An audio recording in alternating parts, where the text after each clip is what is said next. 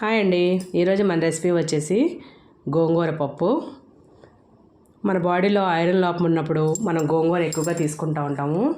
మనం ఐరన్ లోపం లేకపోయినా కానీ గోంగూర తీసుకుంటే బాడీకి మంచి ఐరన్ అయితే అందిస్తుంది. దాంట్లో ఒక వెరైటీ అయితే ఈ పప్పు గోంగూర కుక్కర్లో వేస్తే ఉడకదు, డైరెక్ట్గా కలిపితే అన్న వాళ్ళకి ఇలా గిన్నెలు రెండు సపరేట్గా పెట్టుకోండి. కందిపప్పు విడిగా, గోంగూర విడిగా కుక్కర్లో 2 గిన్నెలు అయితే సెట్ చేసేసుకొని 5 విజిల్స్ అయితే రానివ్వండి.